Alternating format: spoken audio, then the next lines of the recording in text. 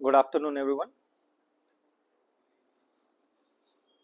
Today is 13th of February, and we are back again for discussing 5 most important articles. Uh, there are a couple of things that I wanted to discuss about. एक तो ये जो हमारा newspaper analysis होता है, इसमें we make sure कि हम कोई भी अननेसेसरी इंफॉर्मेशन नहीं डालते हैं, जो रेलेवेंट है, जो स्पेसिफिक है, जो एग्जाम के लिए काम का है, बस उतना ही रखता है. So it is not content heavy discussion, है ना. डेंस कंटेंट के साथ नहीं आता. We focus more on analysis and understanding, जिससे आपका मेंस का फायदा होता है. हम इसमें फैक्ट्स भी डिस्कस करते हैं और एमसीक्यू डिस्कस करते हैं, जिससे आपका प्रीलिम्स का फायदा होता है. एंड ओवरऑल डिस्कशन में we try and build opinion which helps you in your interview preparation.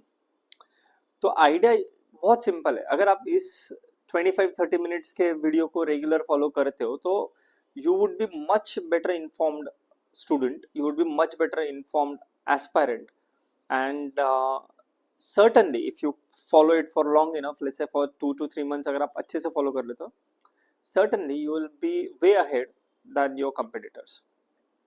So this is high time that you start taking current affairs seriously, and then you yourself will see the results.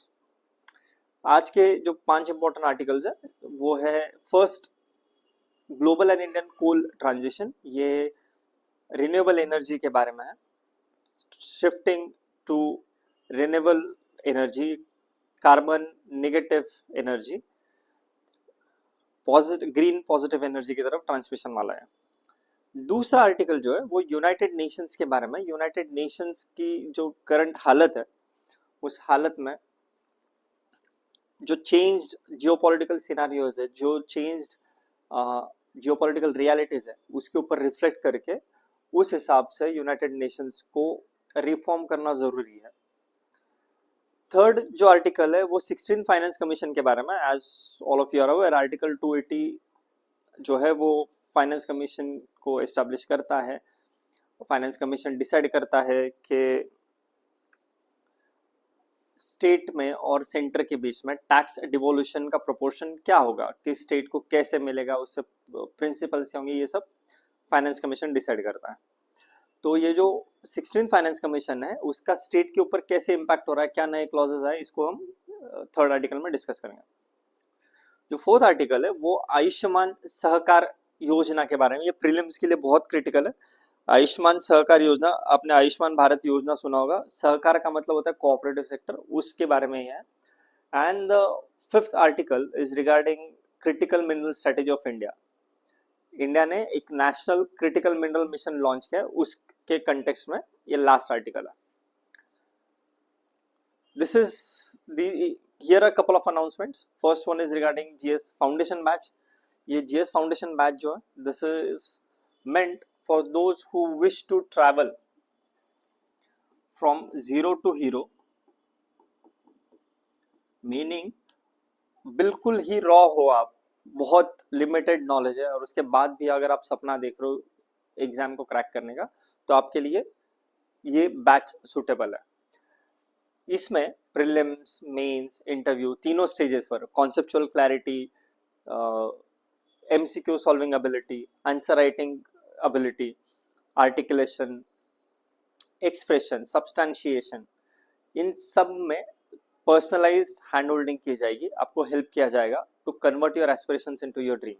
ये specially उन लोगों के suitable है जो working professionals है, क्योंकि इसमें आपको 4 डिफरेंट स्लॉट्स में कोई भी आप बैच का टाइम सिलेक्ट कर सकते हो. And with in this you can also consider within these they are also available online as well as offline. दोनों तरीके से अवेलेबल है, हाइब्रिड मॉडल पर अवेलेबल है. In simple words,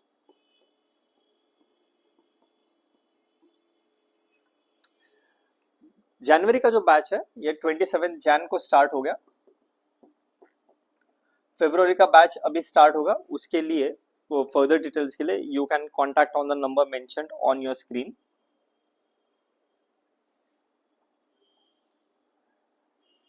this is next announcement, this is regarding the crash course. ये crash course जो है ये उन बच्चों के लिए स्पेशली इम्पोर्टेंट है जो प्रीलिम्स देने वाले हैं। अब 2026 में जो प्रीलिम्स होगा अगले 3 से 4 महीने में, वो जो अटेम्प्ट करने वाले उनके लिए। इस अगर आपने कहीं से पहले पढ़ रखा है, सेल्फ स्टडी किया है, खुद से कहीं से बुक पढ़ रखे हैं, आप कुछ हद तक प्रिपेयर हो, तो आपके लिए बेस्ट सूटेड है, क्योंकि इसमें आपसे 2 to 2.5 मंथ्स में आपका एंटायर सिलेबस सिस्टमेटिकली रिवाइज हो जाएगा। इसके जो फीचर्स है उसमें 1-to-1 पर्सनलाइज मेंटरशिप है, ऑनलाइन ऑफलाइन लेक्चर्स है, जो प्रीलिम स्पेसिफिक सीएसएपी के स्मार्ट बुक्स है वो है, फिर 15,000 एमसीक्यू का टेस्ट सीरीज है वो है, daily newspaper analysis, current affairs ये उसका इंटीग्रल पार्ट है, मंथली मैगजीन उसका इंटीग्रल पार्ट है। ये जो क्रैश कोर्स है ये अभी इसका फाइनल डेट डिसाइड नहीं हुआ है, it will probably depend upon the notification, but nonetheless you can always get further information by contacting on the number mentioned here or by following the official channel of CSAP। ये जो 15,000 MCQ का test series है इसके बारे में मैं detail में अगले स्लाइड में एक्सप्लेन करता हूँ। ये 15,000 MCQ का टेस्ट सीरीज है, इसको जो नाम दिया गया है वो prefit and it's an ecosystem.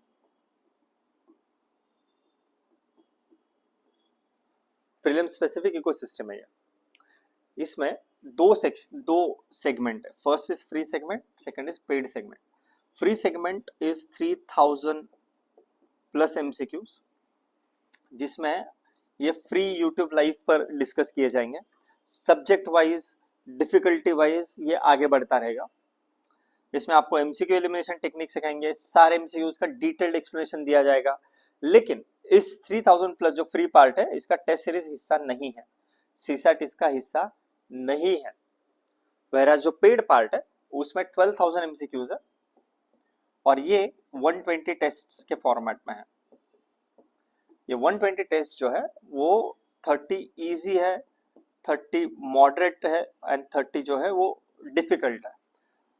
Apart from these 90 tests, what you have is 10 full length tests, 10 CSAT tests and 10 previous year paper का सिमुलेशन।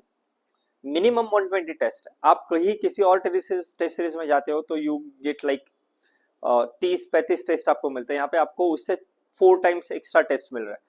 और ये सारे जो टेस्ट है वो बहुत सिस्टमेटिकली, बहुत इंटेलिजेंटली प्रोग्रेसिव डिफिकल्टी लेवल के हिसाब से डिजाइन किया गया है। So if you get access to this test series, आपको एक्सपोनेंशियल बेनिफिट मिलेगा। मीनिंग आपके यूपीएससी हो या एपीएससी हो या कोई और एसएससी सीजीएल जैसा, या फॉर दैट मैटर अगर आपका सीएपीएफ जैसा एग्जाम है, कोई भी जिसमें जनरल स्टडीज पूछा आता है, वो सारे एग्जाम क्लियर करने का प्रोबेबिलिटी 95% से बढ़ जाएगा। ये जो टेस्ट सीरीज का प्राइस है वो 12,000 रुपीज है सारे एमसीक्यूज का, लेकिन अभी डिस्काउंटेड प्राइस पे 7,999 पर मिल रहा है। ऑल्सो जो सीएसएपी के प्रीवियस स्टूडेंट है, फिर वो टेस्ट सीरीज के हो, आईजीपी के लिए आए हो या किसी भी तरीके से वो एसोसिएटेड रहे हो, उनको इसके ऊपर फर्दर डिस्काउंट मिलेगा by contacting on the number mentioned here. अगर आप यूट्यूब पे भी रेगुलरली फॉलो करते हो तो भी you can claim this discount bye contacting on the number mentioned here. 7,999 से ये तो जनरल डिस्काउंट है, इसके बियॉन्ड और डिस्काउंट आप पा सकते हो। ये सीएससीपी का ऐप को डाउनलोड करने का क्यूआर कोड है। आपको जो भी इंफोग्राफिक्स, इंफॉर्मेशनल जो पीडीएफ्स है, ये सारे सीएससीपी के ऐप के ऊपर मिल जाएंगे। इस पर आपको डेमो लेक्चर्स भी दिखेंगे, इस पर आपको प्रीफिट के जो एमसीक्यू डिस्कशन होता है वो भी मिलेगा, सीएनई के पीपीटी, पीडीएफ, ये सब इस पर मिल जाएगा। You just have to scan this QR code and download the application. Let's get started. First article is regarding the global and Indian coal transition. Like name suggests, this is regarding the transition from coal-based to newer renewable source of energies. ये anomaly चल रहा है, एक paradox चल रहा है कि renewable energy का एक्सपेंशन पूरी दुनिया में बहुत तेजी से बढ़ रहा है, लेकिन एट द सेम टाइम जो कोल का भी डिमांड है वो भी बढ़े जा रहा है। स्पेशली इंडिया में जो कोल का रिक्वायरमेंट है, वो प्लांट कोल का रिक्वायरमेंट बढ़ता हुआ दिख रहा है। एट द सेम टाइम जो क्लीन एनर्जी ट्रांजिशन है वो भी स्पीड में होता हुआ दिख रहा है। तो ये बहुत अजीब सिनारियो में फिलहाल इंडिया है, जहाँ पे इंडिया क्लीनर फ्यूल के ऊपर ट्रांसमिट हो रहा है, ट्रांसफर हो रहा है, ट्रांजिशन कर रहा है, वो भी बहुत स्पीड में हो रहा है। एट द सेम टाइम जो नॉन क्लीन फ्यूल है कोल जैसा, उसका भी डिमांड बढ़ रहा है। How are we going to address this situation, specially considering the economic prospects of future like next 10 to 20 years? किसी तरीके से तो इसको देखना होगा। कुछ फैक्ट्स देख लेते हैं। डेवलप्ड कंट्रीज जो है वहां पर कोल कंजम्पशन जो है डेवलप्ड नेशंस में वो लगभग 50% से कम हो गया है, स्पेशली जो उनका पिक हुआ करता था उससे कम हुआ। चाइना में जो कोल जनरेशन था that declined by 1% despite seeing electricity rise. जो इंटरनेशनल एनर्जी एजेंसी है, इट हैज प्रोजेक्टेड लगभग 180 मिलियन टन का कोल डिक्लाइन किया गया है चाइना द्वारा, and it is going to continue its transition till 2030। एक इंपॉर्टेंट फैक्ट, जो इंडिया का प्लान है, it intends to add 97 gigawatt of energy from coal by 2035।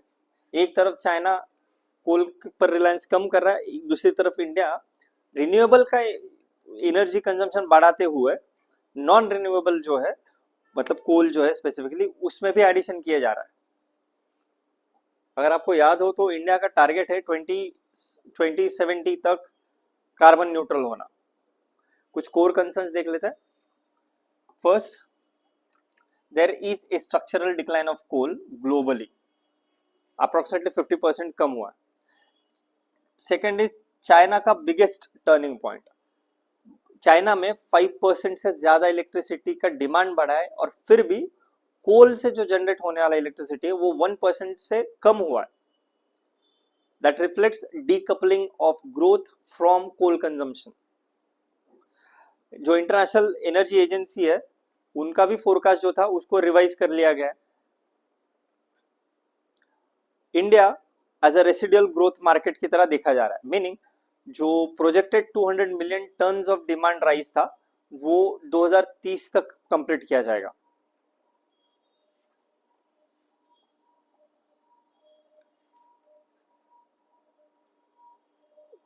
India के एडमिनिस्ट्रेटिव पर्सपेक्टिव से अगर हम इसको समझने की कोशिश करें, so there is a policy contradiction. क्योंकि जैसे फैक्ट्स में हमने देखा, एक तरफ हम बात कर रहे हैं कि हमको रिन्यूएबल पे शिफ्ट होना है, और दूसरी तरफ हम देख रहे हैं कि कोल के साइड से, कोल एनर्जी से आप 97 गीगावाट का इलेक्ट्रिसिटी ऐड कर रहे हो। दूसरा, वी हैव रिडंडेंसी इफेक्ट, वो रिन्यूएबल्स का रिडंडेंसी इफेक्ट है। जो क्लीन एनर्जी बिल्ट आउट है that can meet approximately 90% of the demand growth till 2030। Then there is intermittency challenge, there are just transition dilemma। just transition dilemma का मतलब यह है कि आप जब ट्रांजिशन कर रहे हो तो किसी के साथ इनजस्टिस नहीं कर सकते। जो स्पेशली अगर हम रिन्यूएबल के ऊपर शिफ्ट हो रहे हैं तो उन लोगों का क्या कि जो कोल के खदानों के ऊपर डिपेंडेंट है, नौकरियां, जॉब, स्टेट के रेवेन्यूज। फॉर एग्जांपल जो ईस्टर्न स्टेट्स है, इंडिया के जो ईस्टर्न स्टेट्स है, झारखंड, उड़ीसा, छत्तीसगढ़, पार्टली वेस्ट बंगाल, ये इनमें बहुत सारे लोग कोल के ऊपर डिपेंडेंट है, उनका livelihood. How are we going to manage? इसीलिए this term is very very critical, just transition dilemma. फिर there is a trade off energy sovereignty, क्योंकि कोल जो है ना वो डोमेस्टिकली अवेलेबल है, इंडिया में मिलता है, लेकिन जो रिन्यूएबल्स है उसके लिए आपको बाहर के देशों के ऊपर रिलाय करना पड़ेगा। तो खुद की सॉवरेनिटी, एनर्जी सॉवरेनिटी देकर you are going for dependency on the outside country. To sum up, India's coal expansion strategy faces structural redundancy because renewable growth, storage innovation and climate commitments, ये जो factors है, these are pushing country towards faster than anticipated energy transition. Please pause the video and attempt this MCQ. With reference to India's coal transition, consider the following statements. Plant load factor PLF refers to the ratio of actual electricity generated to the maximum possible generation over a period. Increasing PLF of existing coal plants can reduce the need for building new coal capacity. Statement 2 is also correct. Battery energy storage system BESS eliminates the intermittency problem of renewables entirely.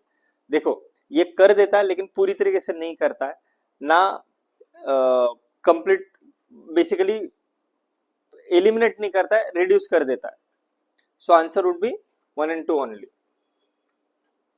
You can pause the video and read the detailed explanation over here.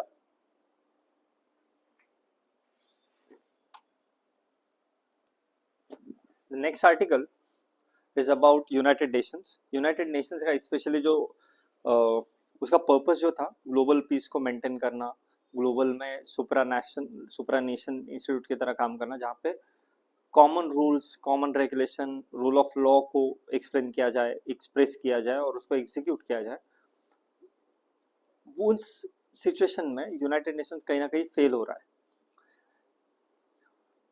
इसके बारे में भी article आएगा अगले 2-4 दिनों में, लेकिन उसके पहले ये समझ लीजिए कि जो 1940s 50s की सिचुएशन थी वो आज 70-80 साल के बाद सेम नहीं है. Things have changed and United Nations should reflect on the principles based on which it had started its work, and are they on the same principles working still? First question. Second question is, when are you going to acknowledge that pragmatism is also key? When are you going to acknowledge that आज की जो geopolitical reality है वो United nation में reflect नहीं होती है? इसी को ये आर्टिकल डिस्कस करता है.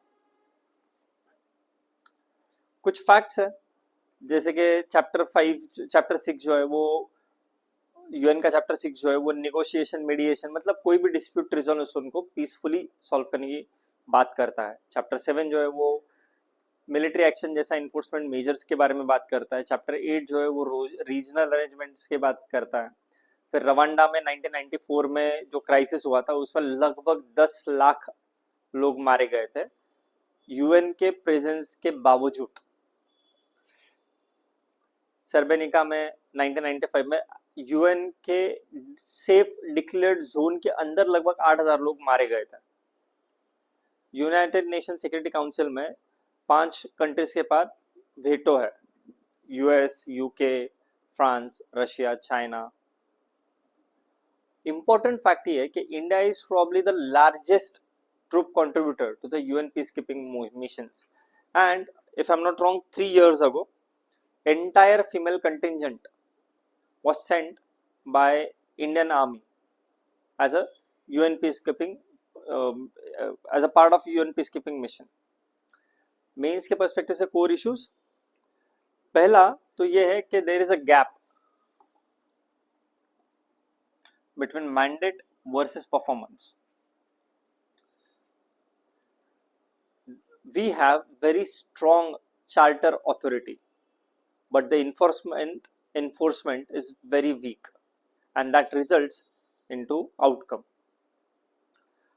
We have also observed कि UN Security Council में बहुत ज़्यादा पैरालिसिस है. जो 5 कंट्रीज के पास वेटो पावर है ना, वो कई बार ह्यूमैनिटेरियन इंटरवेंशन के टाइम पे भी यूज कर लेता है, क्योंकि उनको ह्यूमैनिटेरियन कंसर्न से ज्यादा अपने जियो स्ट्रेटेजिक जियोपॉलिटिकल इंटरेस्ट को प्रोटेक्ट करना प्रायोरिटी बन जाता है. फिर there is an issue of selective action.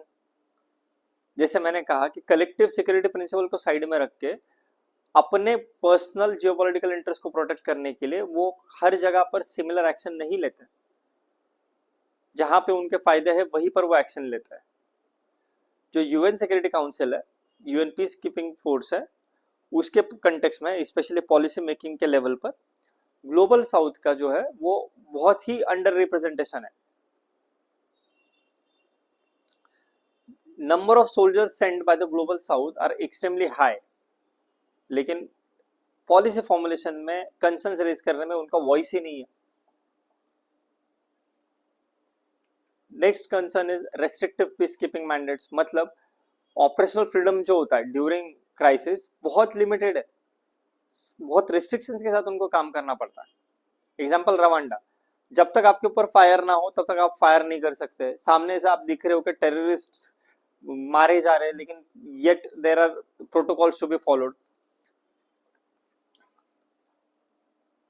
Next concern is legitimacy का इरोजन होना। बार बार अगर आपके इनएक्शंस रिपीट हो रहे हैं तो उससे यूएन का क्रेडिबिलिटी तो कम होगा ही ना। Another aspect is financial constraints. पिछले कुछ सालों से ये देखा गया है कि जो डेवलप्ड कंट्रीज है उन्होंने फंडिंग देना कम कर दिया है, बड़े बड़े मिशंस को अंडर फंड करके भेज दिया जाता है, डिप्लॉयमेंट का स्पीड कम हो गया है। ये सारे UN peace keeping, UN security council के मेजर क्राइसिस वाले इश्यूज है। कुछ की takeaways, basically concluding statement, without A security council reforms and accountable veto restraint, जब तक ये दोनों चीजें नहीं होगी तब तक यूएन में रिस्क रहेगा of remaining structurally powerful but operationally paralysed institution, especially when it comes to major humanitarian crisis. Please pause the video and attempt this MCQ. With reference to the UN Charter, consider the following statement. Chapter 6 deals with peaceful settlement of disputes, correct. Chapter 7 authorizes the Security Council to impose sanctions and approve use of force, correct. Chapter 8 prohibits regional organization from participating in peace enforcement operation, no. Chapter 8 जो है वो it promotes regional organization or regional arrangements in participating. So correct answer is A, 1 and 2 only. Next article is regarding 16 Finance Commission. ये देखिए, इसको prelims के perspective से देखना, इसमें मेंस के पर्सपेक्टिव से कुछ खास नहीं है। प्रीलिम्स के पर्सपेक्टिव से आपको तीन चीजें याद रखनी। एक कि आर्टिकल नंबर 280 कॉन्स्टिट्यूशन के, जहां से फाइनेंस कमीशन का फॉर्मुलेशन होता है। दूसरी चीज, फाइनेंस कमीशन का मैंडेट क्या है, वो गवर्नमेंट देती है, एक फ्रेम ऑफ रेफरेंस दिया जाता है कि ये आपको करना है। लेकिन जनरल कॉन्स्टिट्यूशनल मैंडेट ये है कि फाइनेंस कमीशन डिसाइड करता है कि वर्टिकल डिवोल्यूशन क्या होगा, मतलब सेंटर और स्टेट्स के बीच में टैक्स जो डिवाइड किया जाएगा कि वो कितना जाएगा। करेंटली 41% स्टेट को जाता है एंड 59% सेंट्रल गवर्नमेंट के पास रहता है। तो वो डिवोल्यूशन के बारे में डिटेल में जाता है कि लोकल बॉडीज को कितना जाना चाहिए, किस स्टेट को कितना जाना चाहिए, ये दूसरा फैक्टर। थर्ड फैक्टर, किस स्टेट को कितना मिलेगा, ये हर फाइनेंस कमीशन अपना फॉर्मूला बनाता है। इस साल का जो फाइनेंस कमीशन है, जो 2026 से लेकर 2031 तक चलेगा, 16 फाइनेंस कमीशन, इस फाइनेंस कमीशन के जो कंडीशंस दिए गए उसमें एक मेजर चेंज है, जहां पर इट हैज बीन एडेड कि जो स्टेट नेशनल जीडीपी में कितना कंट्रीब्यूट कर रहा है उसका भी कैलकुलेशन किया जाएगा इन ऑर्डर टू डिसाइड कि वो उनको कितना टैक्स दिया जाए, टैक्स डिवोल्यूशन मतलब शेयर कितना दिया जाए। इतना ही आपको याद रखना है प्रीलिम्स के पर्सपेक्टिव से। यही जो मैंने अभी आपसे डिस्कस किया, आर्टिकल 280, फिर टैक्सेस शेयर जो है उसमें जो टैक्स शेयर किए जाते हैं वो उसमें आता है कॉर्पोरेशन टैक्स होता है, इनकम टैक्स होता है, central GST, centre share in integrated GST, है ना। एक बात याद रखिएगा, टैक्स डिवोल्यूशन में सेस या सरचार्ज ये काउंट नहीं होता है। It does not get divided between center and state. ये सेंटर के पास ही होता है क्योंकि वो पर्पस स्पेसिफिक है। इन्होंने 41% पे रिटर्न किया हुआ है वर्टिकल डिवोल्यूशन। जो एक्स्ट्रा पॉइंट ऐड किया गया कंडीशंस में उसमें स्टेट के कंट्रीब्यूशन को, GDP contribution of the by the state in national GDP has been given 10% weightage in horizontal formula, मतलब हर स्टेट के बीच में कितना डिवाइड होगा उसमें कैलकुलेट करेंगे, जिस स्टेट का ज्यादा होगा उसको ज्यादा मिलेगा। लगभग 9.5 लाख करोड़ रुपए रिकमेंड किए गए local bodies and disaster management in 2 purposes के लिए। और जो फिजिकल डेफिसिट है हर स्टेट का, उसको कैप कर दिया गया है 3% of state GDP, gross state GDP. और जो ऑफ बजटिंग बोरोइंग्स थे, ऑफ बजट बोरोइंग इकोनॉमिक्स का बहुत इंपॉर्टेंट टर्म है ऑफ बजट बोरोइंग, इसको डिसकंटिन्यू किया गया। मतलब कोई भी स्टेट अब ऑफ बजट बोरोइंग नहीं कर सकता।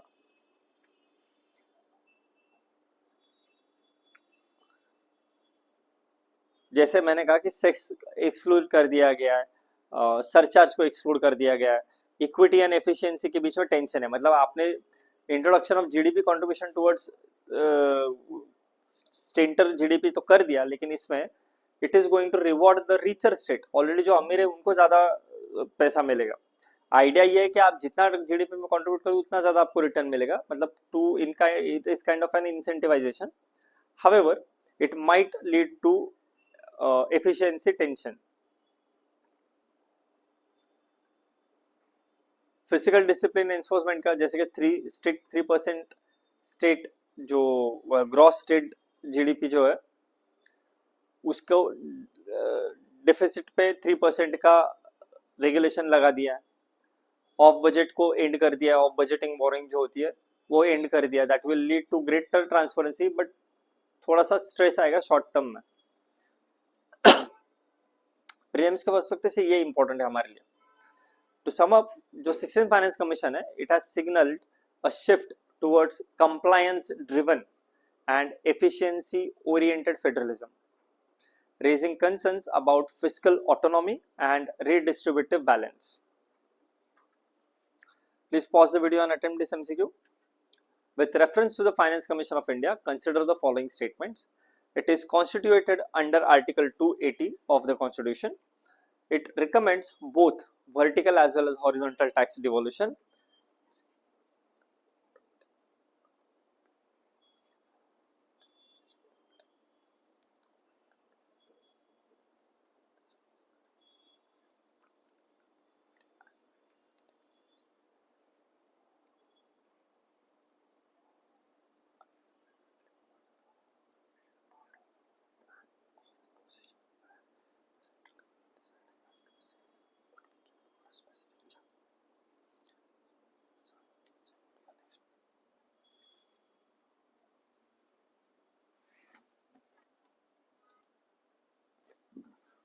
And the final article is India's critical mineral strategy. Critical mineral जो है ना वो बहुत ही ज्यादा इंपॉर्टेंट है। That is why it is named as critical. Critical mineral का मतलब ये नहीं कि वो बहुत कम क्वांटिटी में अवेलेबल है, वो क्रिटिकल इसलिए क्योंकि वो बहुत सब्सटैंशियल रोल प्ले करता है। मतलब उनको न्यू ऑयल की तरह देखा जा रहा है।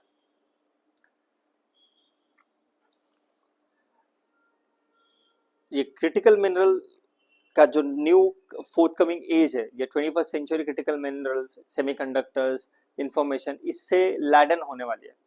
इस forthcoming transition of the economics in terms of in domain of knowledge, ये India has actually launch the national critical mineral mission to secure those 30 key minerals which are vital for energy security, for defense and for high-tech manufacturing. कुछ facts देखते हैं। India ने 30 minerals को identify किया है। 2023 की list है, जिसमें लिथियम भी है, कोबाल्ट भी है, निकल भी है, आरईईज भी। आरईई इसका मतलब होता है रेयर अर्थ एलिमेंट्स।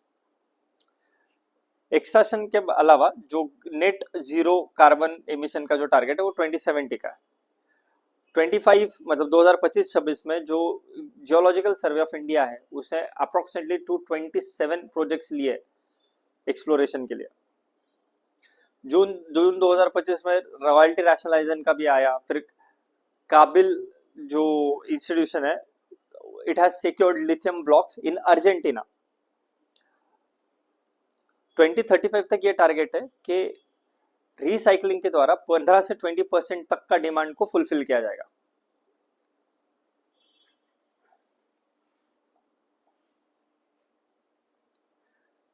कुछ कोर इश्यूज देख लेते हैं। एक कि we have a strategic vulnerability, क्योंकि जो स्पेसिफिक एलिमेंट्स के लिए there is heavy dependency on different countries. For example REE जो है मतलब रेयर अर्थ एलिमेंट जो है उसके लिए there is excessive dependency on China.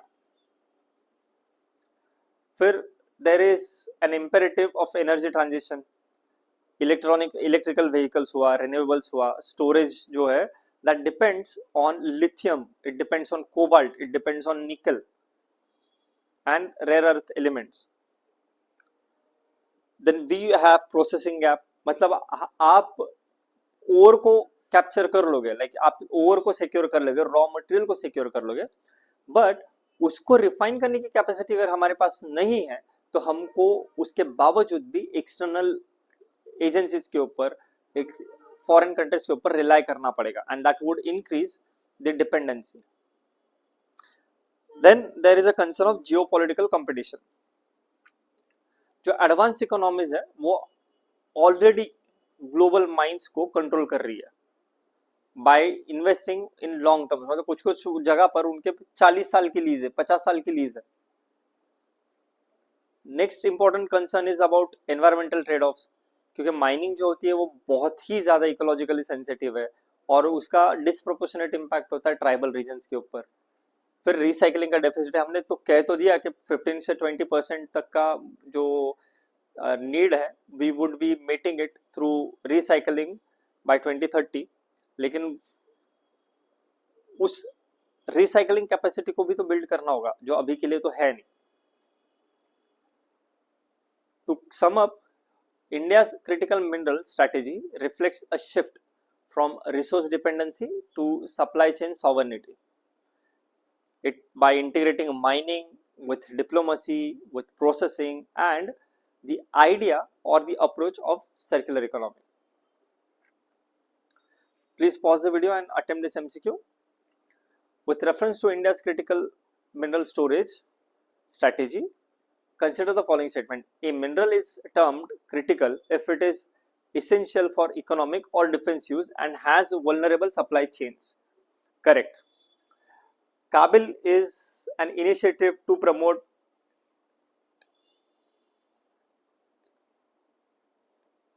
है ना, it's in Argentina, not within India. So statement 2. Statement 3, the National Critical Mineral Mission aims to partly meet domestic demand through recycling of 2035. So, answer क्या होगा? 1 and 3. Statement 1 is correct. Statement 2 में क्या incorrect है? Kabil is an initiative to promote domestic urban mining within India. No, Argentina में है वो. And statement 3 correct है. So answer would be A, 1 and 3 only. तो इसका detail expression statement by statement.